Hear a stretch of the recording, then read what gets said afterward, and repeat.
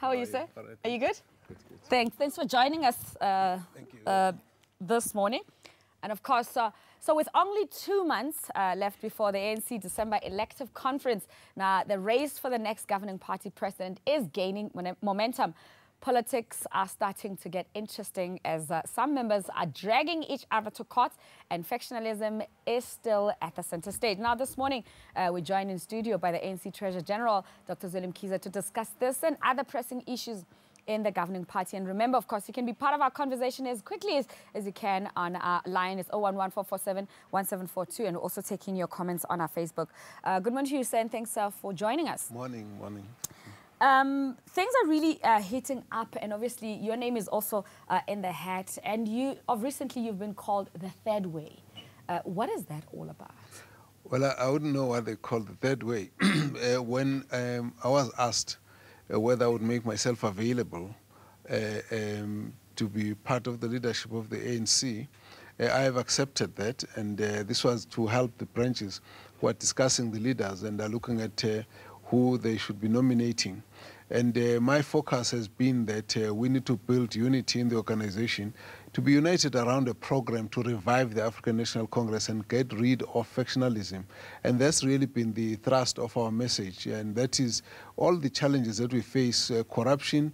Unless you get a strong, united party, you won't be able to deal with corruptions, because factionalism hides corruption and protects, ill-doing, because people can use factional allegiance to protect themselves. And this is what we are raising. It comes from the experience that I've had in KwaZulu-Natal. We had to bring ANC and its allies together to work together to be able to create a message of a clean governance, as well as fighting corruption, and also discourage factional battles. So talking about KwaZulu-Natal, you're coming from the province, just looking at the recent happenings in terms of issues of factionalism, the political killings that are happening. It has also highlighted how deep the divisions are within the province, but also how the ANC is deeply divided. Your thoughts of how you personally can unite the ANC going forward?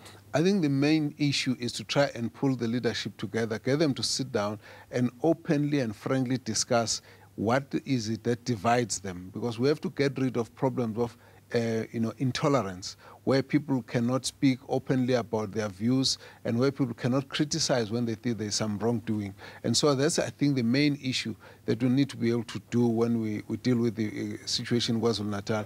And that means that all the problems that are going wrong in the branches, the manipulation, the gatekeeping, and some of this that create tensions, and also the abuse of positions and situations where people are, using their positions for patronage to help themselves to stay in power. We need to be able to face up to those issues. In particular, there's a history of how we've been able to do to unite the province in the past. But right now, the area where there's violence is the area of Mzimkhulu, what the area called Herigwala. Again, there we need to make sure that we work very closely with the police to investigate deeply. Also go into the municipalities where there have been allegations of impropriety. We deal with those, dig them properly so that there could be proper investigations on those. There's a whole combination of why the people are getting killed, and we need to be able to get to the bottom of it. As we speak, it's actually quite an embarrassing situation, because it's an area that has never had violence in the past. And when we see tensions arising out of criminal activities linked to procurement issues, that's what the allegations you get. We need to go to the bottom of all of those issues. Now, with about 6 leaders, prominent leaders in the running, you are already in the current top 6 running for the elections come December. What is it that you think will make you different? What do you bring to the table as a leader? Well, I think the first issue here for me is that we need to build unity, and my focus is to dedicate myself in trying to unite the African National Congress and then revive its values so that we can reignite the confidence that people have of the African National Congress, and also be very strong in the fight against corruption and building an economy that will give us growth and jobs. And those issues for me are a package that we need to take the ANC forward.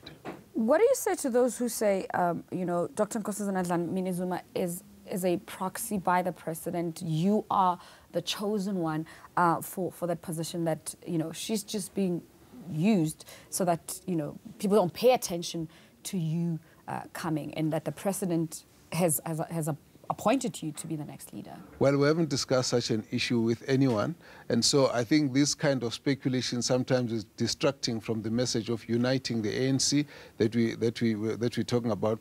We have to allow the branches, because my name arises from the branches who feel that they would like to nominate me. And I think we need to respect the views of the branches. And of course, I'm my own person. I've got my own views. I've got my own record as a leader in the African National Congress. And I'll continue to serve the ANC, and as factually and as frankly and as honestly as you know, I can. And this has got nothing to do with any other leaders. Of course, I'm a man who works with the collective, and so to the extent to which I have to work with other members, I'm very ready to do that.